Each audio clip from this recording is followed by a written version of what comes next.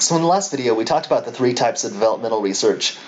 In this video, we'll talk about the last two types of quasi-experimental research that we'll cover in this lecture. The last two types of quasi-experimental research that we'll be covering are the ex post facto study and the non-equivalent groups design. These two types of research are quite a bit different from the three types of developmental research. That's because these two types of research don't involve comparing ages, and they don't involve looking at development across the lifespan. Instead, they simply have to do with comparing groups that have been through different situations. So let's go through them one at a time. We'll look at the definition of each one, and we'll go over a few examples of each. So an ex post facto study is a type of quasi-experimental study in which a researcher compares people who have had different experiences in the past before entering the study. So if a researcher is collecting data from a group of people that's been through a job loss and another group that hasn't been through a job loss, that would be an ex post facto study. Those two groups of people went through those two situations in the past before entering the study. Group 1 had a job loss before entering the study, and Group 2 had no job loss before entering the study. And both groups experienced their situations in the past. If a researcher was collecting data from a group that's been through an earthquake and another group that hasn't been through an earthquake to compare those two groups of people, that would be an ex post facto study, because Group 1 went through an earthquake in the past before the study began, and Group 2 went through no earthquake in the past before entering the study. So the word ex post facto means after the fact. So it's really just a fancy way of saying after the fact.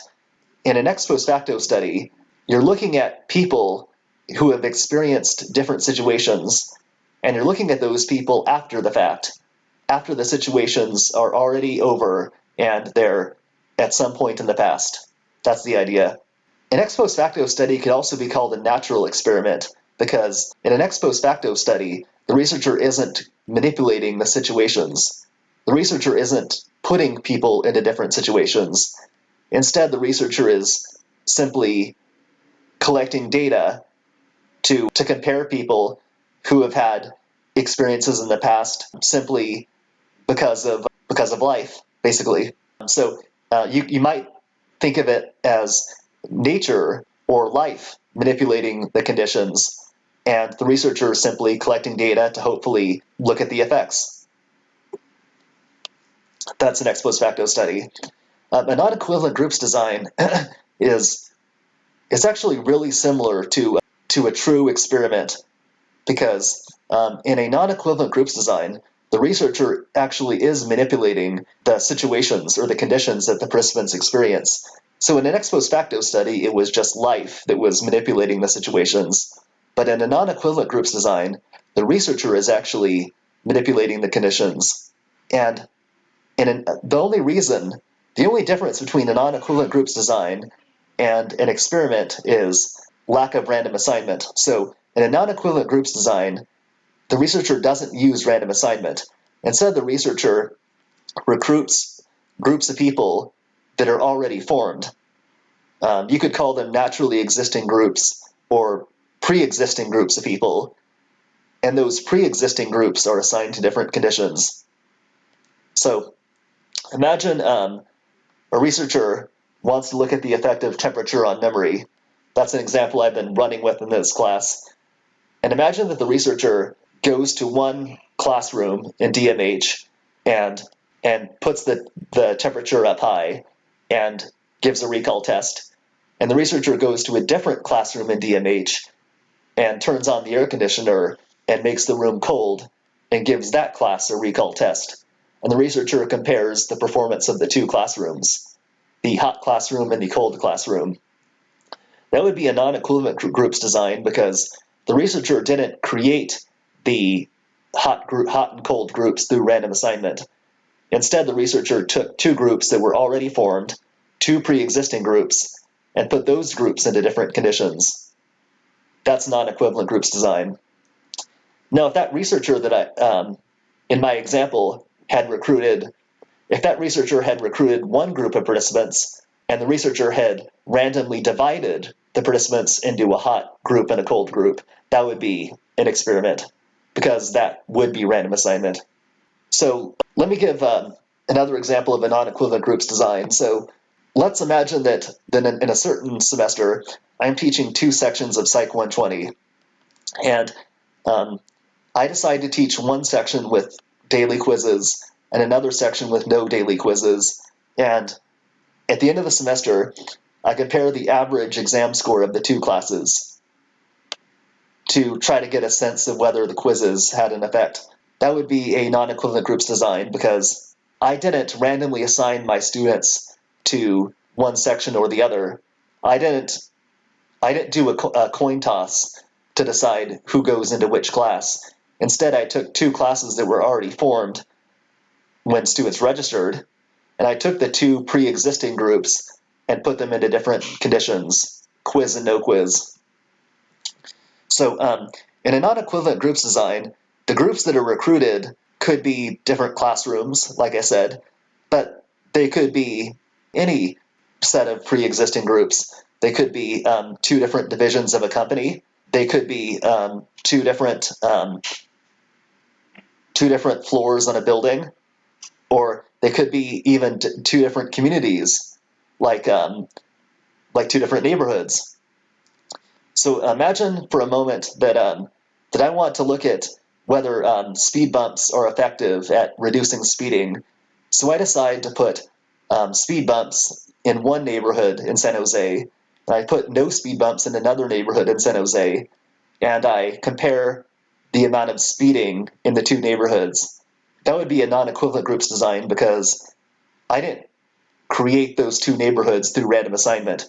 The 2 neighborhoods already existed. They were 2 pre-existing groups, and I put them into different conditions. So before we move on, let's talk about why this type of study is called a non-equivalent groups design. Well, at the beginning of the semester, we learned that random assignment tends to make the groups roughly similar to each other, or roughly equal to each other. So when you do random assignment, you're not likely to create one group that's all younger and another group that's all older. And you're not likely to create one group that's all male and another group that's all female. It's more likely that you'll create one group that has some males, some females, and some of each age group, and another group that has some males, some females, and some of each age. And you're likely to create 2 groups that have roughly the same makeup. Whereas in a non-equivalent groups design, you don't have the same assurance that the groups are roughly similar to each other, right? So if I do a non-equivalent groups design in which I compare one neighborhood with another neighborhood, it could actually be that one neighborhood is mostly younger and the other neighborhood is mostly older. That could easily be the case. So in a non-equivalent groups design, you're comparing groups that already exist, and you don't have the same assurance that the groups are roughly equal. Now, in a non-equivalent groups design, you're going to make an effort to select groups that are as equal as possible. For example, if I was comparing the speeding of 2 neighborhoods, I would want to compare 2 neighborhoods. I would want to select 2 neighborhoods that I at least think should be highly equal on important characteristics. But even if I do that, even if I try to select groups that I think are roughly equal, I don't have the same level of assurance of similarity that I would have in a randomized experiment. And in fact, probably no matter what I do, the groups that I'm comparing are not as similar as they would have been if it had been a true experiment with the power of random assignment. And we learned that in an experiment, random assignment allows you to reach a cause. Well, random assignment improves your internal validity. It improves your ability to reach a cause and effect conclusion confidently, because if you're confident that the groups are roughly similar to each other, you can confidently compare them, right? But in a non-equivalent groups design, you can't compare the groups as confidently, right? So if I'm, let's see, let's go back to that example in which one section of Psych 120 has quizzes and the other section has no quizzes. Let's say that the class that's taking quizzes actually does do better in the class. They actually do better than the other section of 120.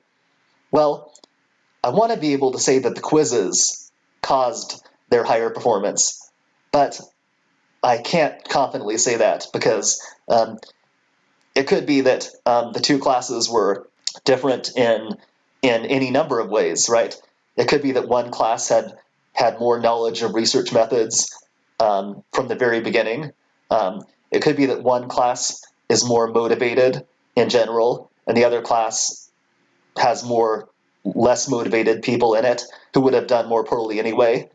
So since I'm not very confident that the two classes are highly similar to each other, I can't confidently say that the difference in their performance was due to the quizzes. It might just be that the two classes would have performed differently anyway, regardless. So that's the issue.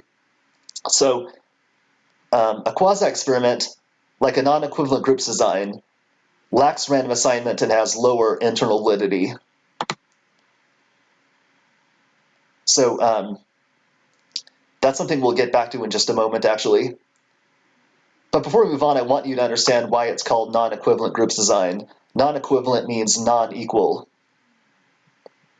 which so it's called a non-equivalent groups design just to help remind you about the lack of random assignment, basically. So you have here. I just have a recap of the difference between Expos, Facto, and non-equivalent groups design because I want to make sure you understand the difference between them because they can be kind of easy to confuse, I think. So in an Expos Facto study, the groups have different experiences in the past before entering the study, like a job loss and no job loss. Then after the situations have been experienced, the groups enter the study, and then data is collected. So all of the situations that are being studied are all in the past. In a non-equivalent groups design, the groups enter the study, pre-existing groups like two classrooms. Each group is placed into a different condition, like quizzes and no quizzes, and then data is collected to compare the groups. So remember, in an ex post facto study, the situations are experienced in the past. In a non-equivalent groups design, the situations are experienced during the study, just like they would in a true experiment that's randomized with random assignment. So we've already kind of started to talk about internal and external validity, or at least internal validity. But now let's spend a few minutes talking about the internal and external validity of quasi-experiments. So quasi-experiments have lower internal validity than experiments because of no random assignment. In a quasi-experiment, you're comparing groups of people, and you can't compare them as confidently because you have less assurance that the groups are similar to each other.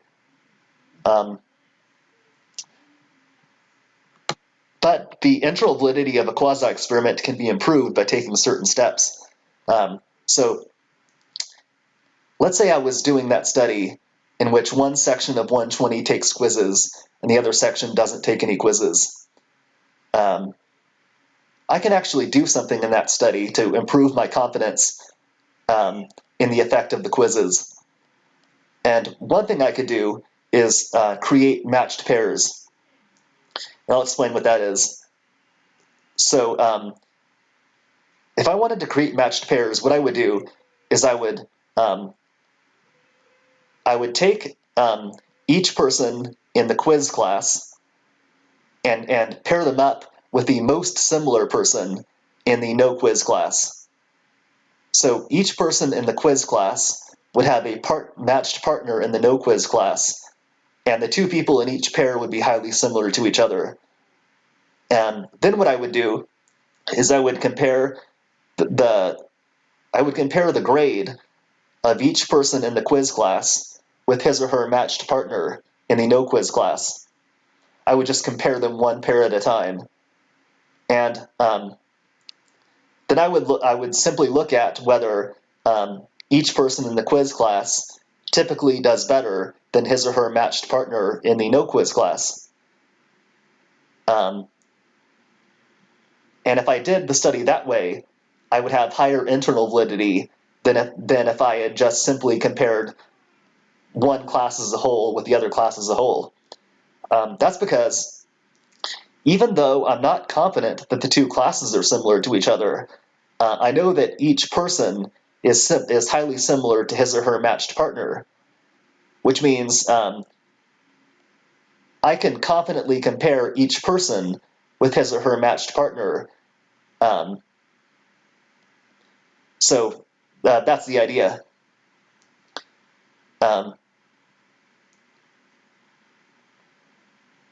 So let's. So I think. So hopefully you get this idea of creating matched pairs, and comparing each person in the quiz class with his or her matched partner in the no quiz class. And that would improve the internal validity of the study. Now, quasi-experiments typically have higher external validity than experimental studies do. That's because quasi-experiments are done in situations in which experimenting isn't possible because of practical or ethical reasons. So quasi-experiments are done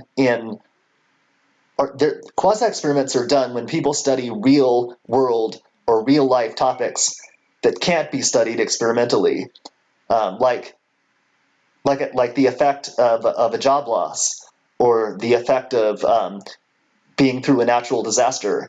You can't study those topics experimentally. You have to do quasi-experiments. And since quasi-experiments focus on real life or real world issues that can't be experimented on, they have higher external validity because they tell us more about the real world compared to lab experiments, which tend to be more artificial and controlled. So yeah, that finishes up this topic of quasi-experiments.